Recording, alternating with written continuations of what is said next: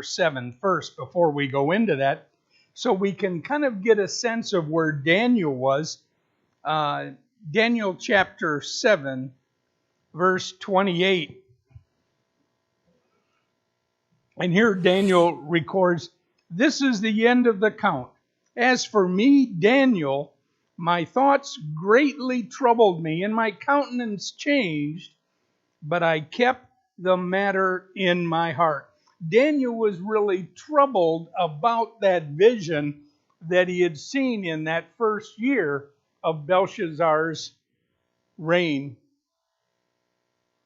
And Belshazzar, we remember, go back into our history just a little bit, Belshazzar was the last king of Babylon. And he was killed in the Medo-Persian takeover of the kingdom. Now, as we go into chapter 8, if you'll follow along, I'm going to read down through here. I think probably we'll go down through the first 8 verses and then we'll come back. Daniel chapter 8, beginning in verse 1. "In the 3rd year of the reign of King Belshazzar, a vision appeared to me, Daniel, after the one that appeared to me the first time.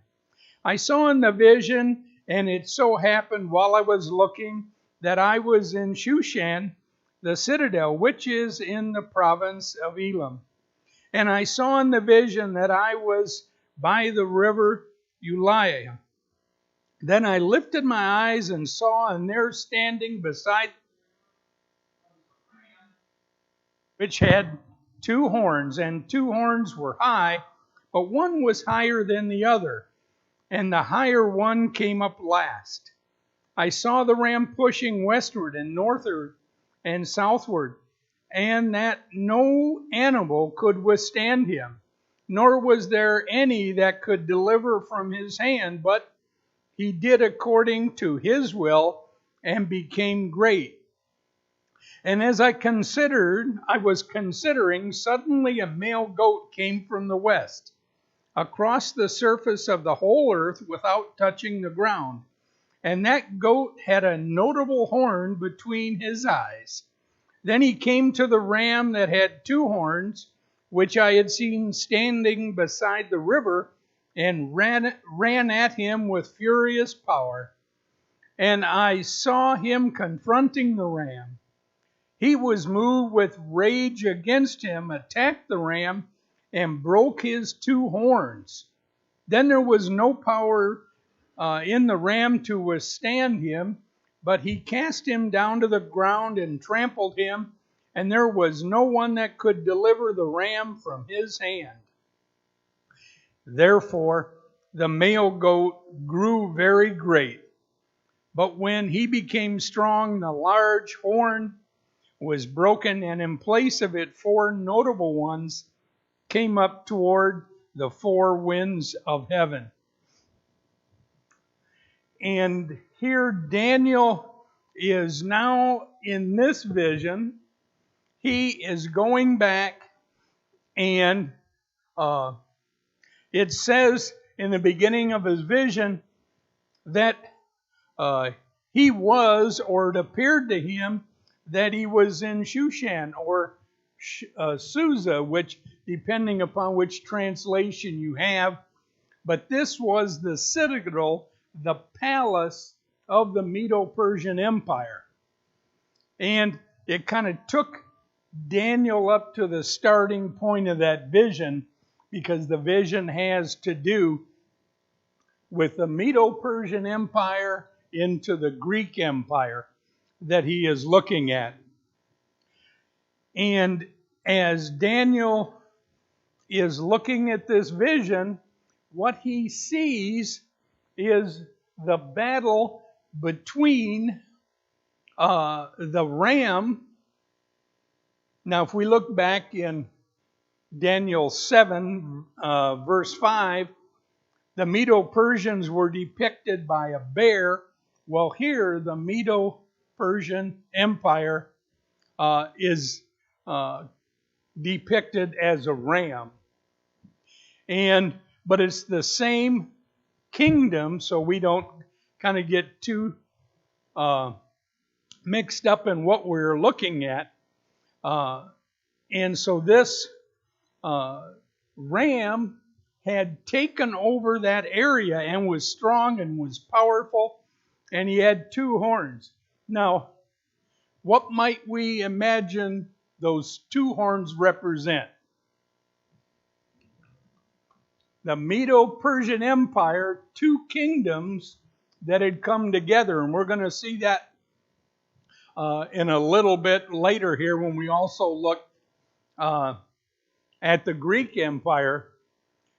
The horns represent power, and they represent kings that are in that kingdom.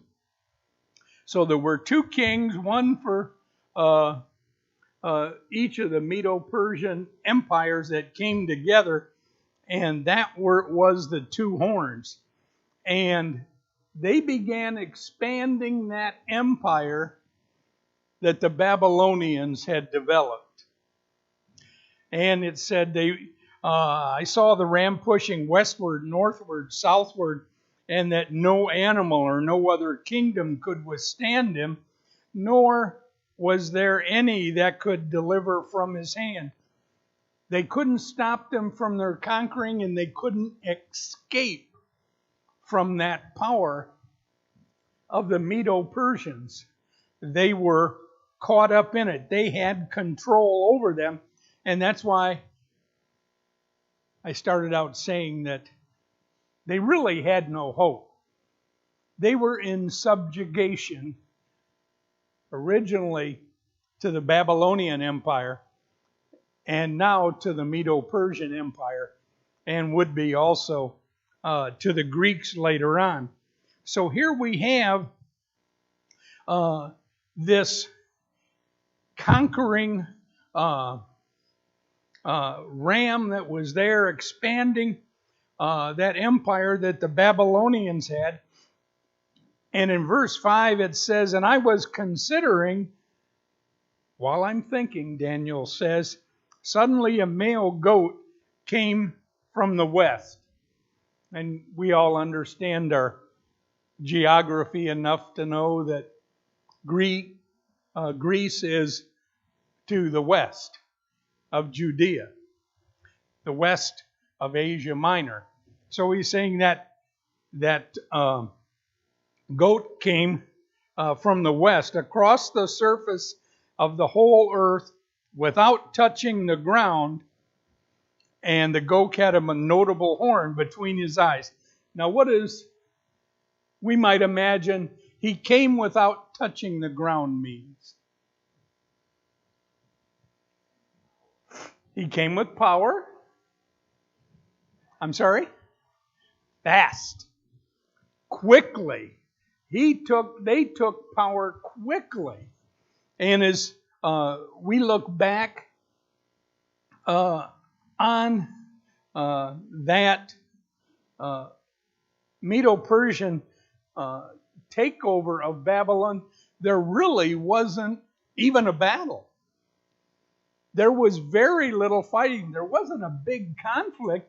What really happened is they came in, they assassinated Belshazzar, and they were in the land, and they took possession of it.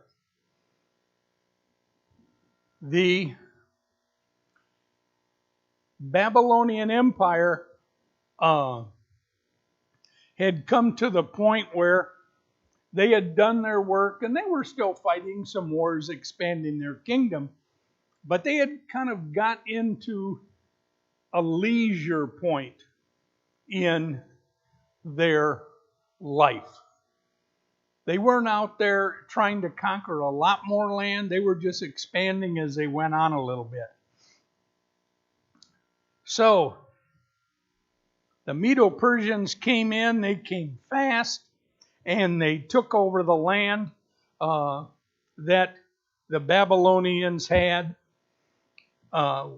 without even touching the ground. And there was that notable horn Well, the two horns on the ram of the Medo-Persian empire, and it says, of course, one was bigger than the other, so there was that two kings. One was a little stronger than the other, and they pushed through that area. Now, when we get down to verse 5, where he talks about the Greek the Greek kingdom coming in there, that male goat came across the land very fast, took over. It's like the Medo-Persians didn't even expect what was going on. They thought life was good for them, and they were overtaken before they even knew what was going on. There was, as we see in verse 5, the end of verse 5, there was no power in the ram to withstand him, but he cast him down to the ground. At him is the Medo-Persians, and he trampled him, and there was no one who could deliver him. Therefore the male goat grew very great, but when he became strong, the large horn was broken. There was that one king of the goat. There was that one large horn between his eyes, and that king that it represented was Alexander the Great, a great warrior for Greece. But he died not in battle. He died of natural causes, and that kind of stopped their progress at a certain point with the Greeks in their challenge of the world and expansion into the world. And then 4 kings took over for Alexander the Great. In verse 8, those 4 notable ones, 4 notable horns, came up toward the 4 winds of heaven. And in verse 9, and out of one of them came a little horn, which grew exceedingly great toward the south, toward the east, toward the glorious land. The south, the east, and the glorious land. Now, what's the glorious land?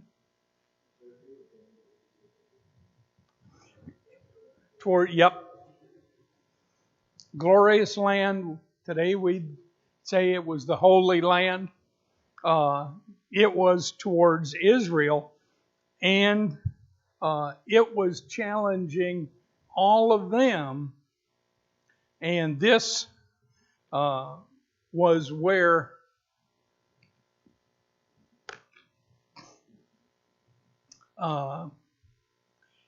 there was one king. And I know if you read, I encourage you to read a lot of commentaries and studies. And depending upon which one you read, what you'll find out is there are a lot of different ideas by people who write commentaries on who this small horn was. There were these 4 kings that came up after Alexander the Great, and then one small horn who actually took over all the others. I guess a lot of commentaries come up with the fact that it was Antiochus Epiphanes, and that seems to fit into historically what had happened at that time. But he is the one who had taken the Greek uh, kingdom and had expanded it more rather than the other four horns who had come up out of the kingdom after Alexander the Great died. And this morning I feel a little bit like Russ, and I hope I'm not confusing you. But in some ways it's good to get a little sense of what the history is, because as we go through this, it's important to understand where Daniel is coming and the prophecies that he is going to make after this.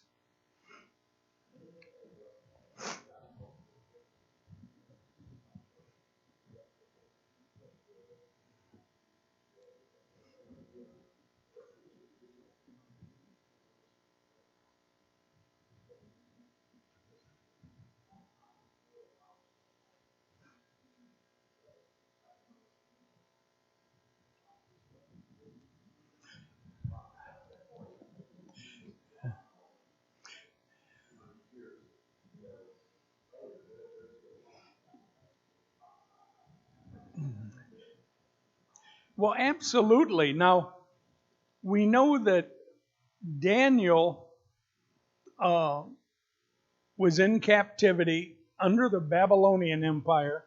We know that he stayed over because the scriptures tell us that he also served the Medo-Persian Empire. Darius and Cyrus, he had served them. He did not see the end of the Medo-Persian Empire in that area of Babylon where he was. So now you're right, we're beyond Daniel's life. And now he's seeing that vision that is prophetic in nature. It's going out and talking about those things that would happen after he died.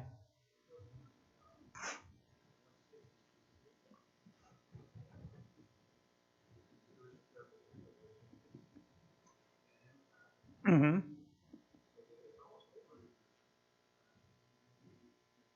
Yeah, from when the Babylonians ended. Yes, and so as last chapter, we looked at went from the Babylonian Empire all the way, considering the fifth kingdom being the kingdom of God, from the Babylonian Empire all the way till Christ's coming. This one is focused on a shorter period of time. Now we can understand that the first vision that Daniel had was giving the Jews of that day, the Jews of the future, and ourselves as being Christians, that understanding of what God had planned. Now you remember, a story isn't just an idle story. When it's a vision from God and it's prophecy, and we see over history that it is true. And that was that first vision. Now the second vision is also a vision. It's historical. It is going to be true. But again, it's focusing on a much shorter period of time. It's focusing on that time when Daniel was in captivity, and then through a few generations after his death into the Greek kingdoms after the Medo-Persians had been overthrown. God had given him, I think, this understanding because he talks about, and we're going to see it here fairly quickly in the scriptures. He gave Daniel this vision to explain to the Jews that were in captivity, even after the captivity, why God was allowing these kingdoms to keep them under foreign rule. Remember, they had ruled themselves. They were the God's holy people. They were the nation of Israel. And until they had been taken into captivity, they self-ruled. And now we're going to see that their transgressions became so egregious that they were put under foreign kingdoms. So as we see this here, we see that in verse 10, and it grew up to the host of heaven.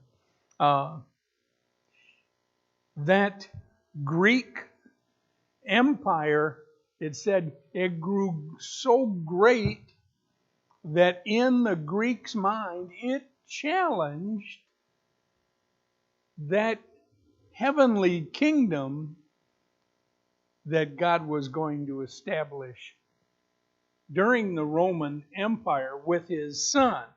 They became so proud and so arrogant. Now, from what we know of the New Testament, what can we say about the Greeks? Test of your history. Maybe I shouldn't do this.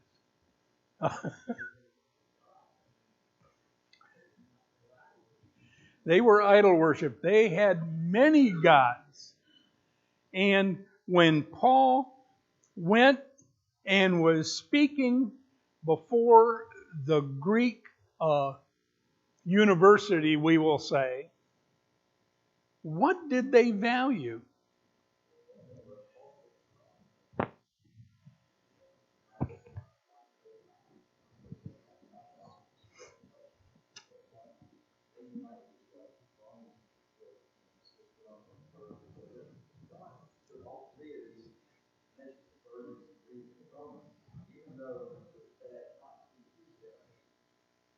There was a purpose in spreading His word, wasn't there?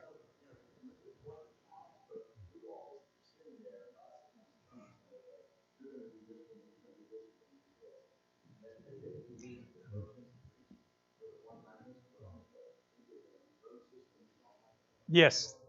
Yeah.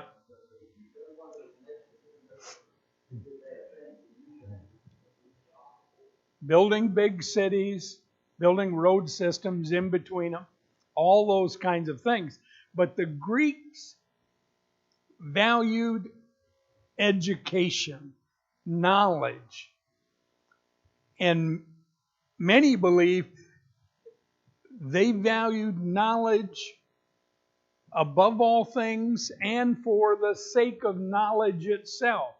What did they tell Paul? Come back and speak to us. We want to hear those things that you are teaching. They didn't bring them in, bring Paul and his followers, and his compatriots in so that they could be converted. They just wanted to hear new. They wanted to have a knowledge of everything that was going on in the known world.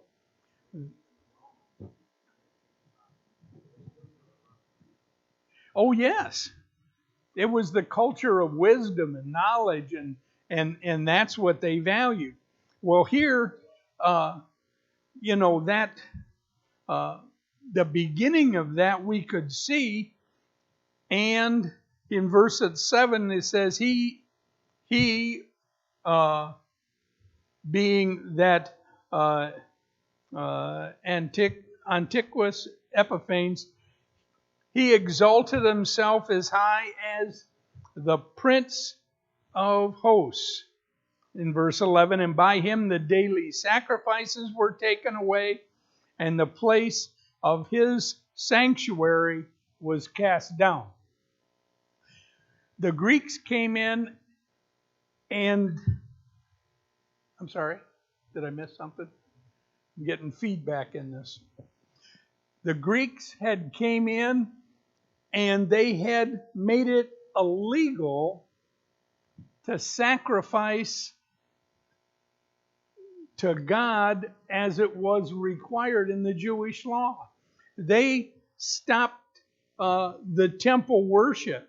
They made it illegal to have a copy of the law, the Holy Scriptures at that point. All of these things, they made it illegal, and they were punishable by death.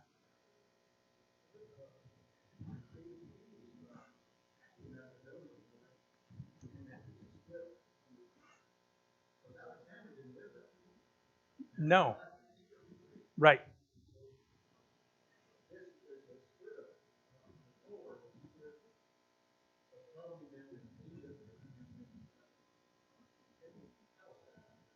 Mm-hmm.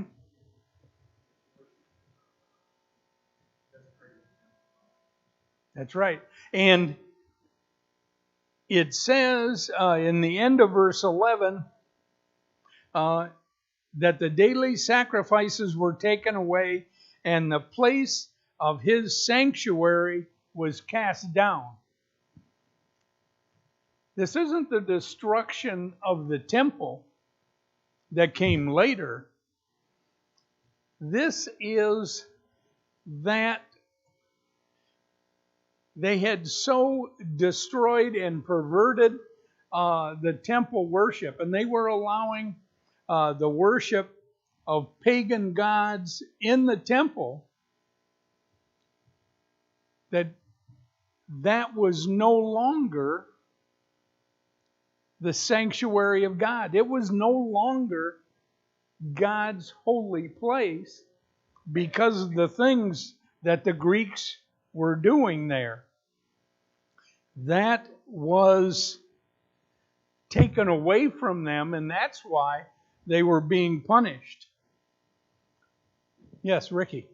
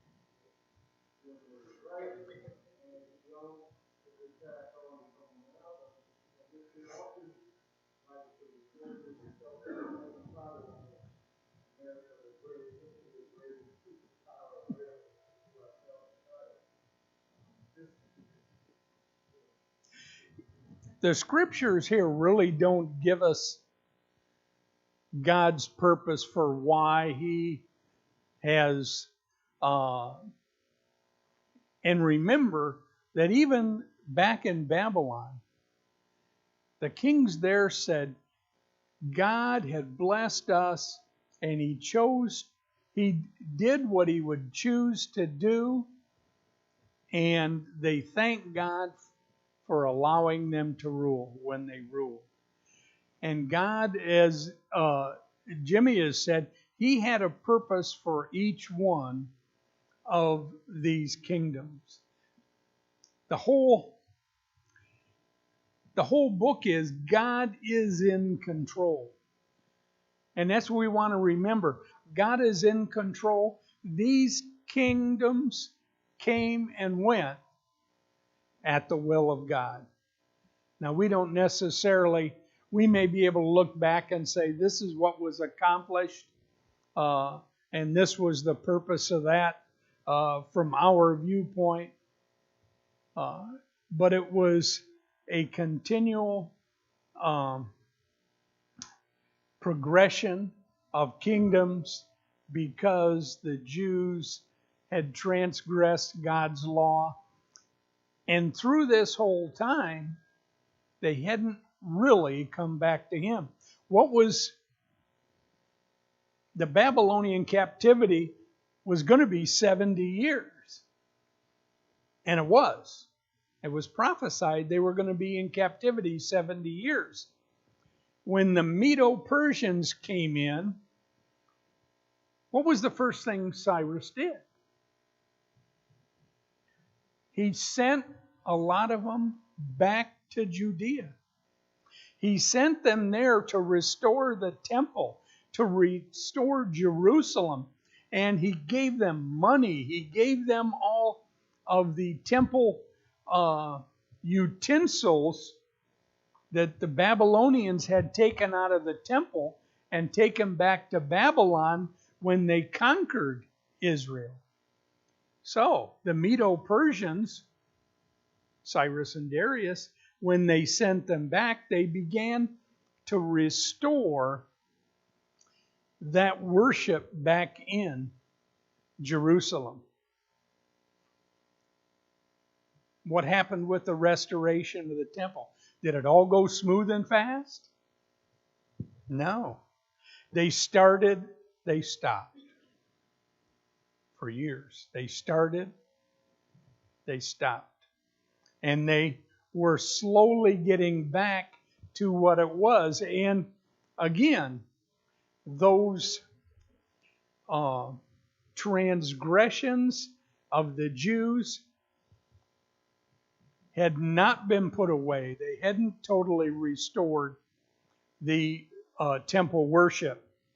And then the next kingdom came in, and they're under control of the Greeks because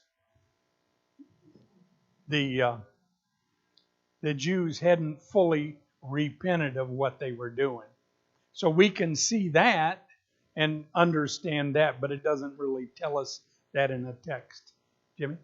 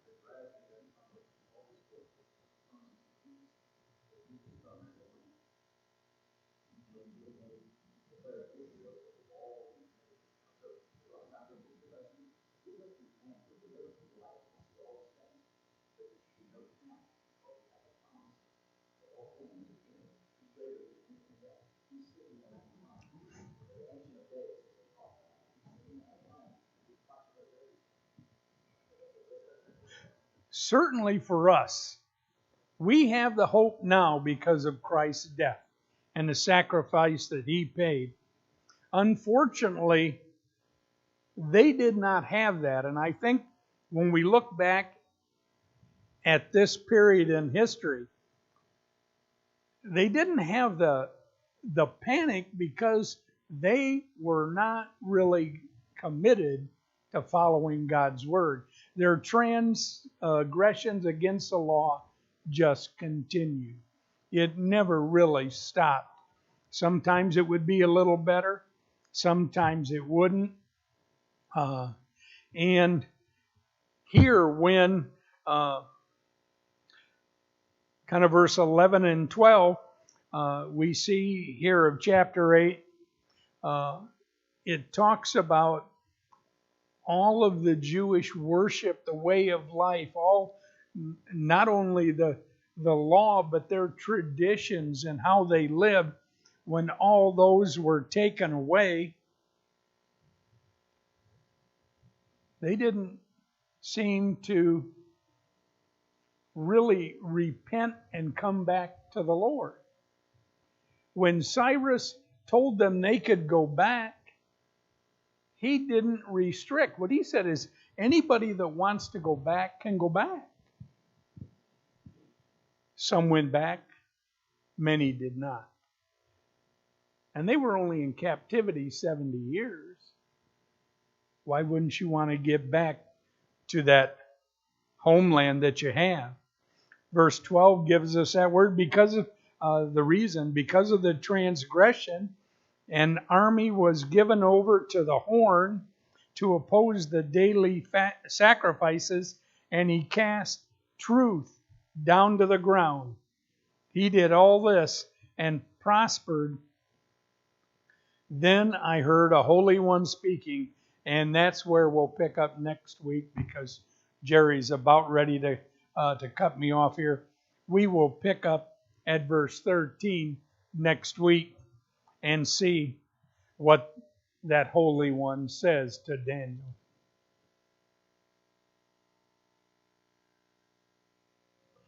Those who were on the schedule for to serve today, if you would please go back to the room where we gather so we can make sure that we've got all those positions filled. Thank you, Russ. I appreciate that.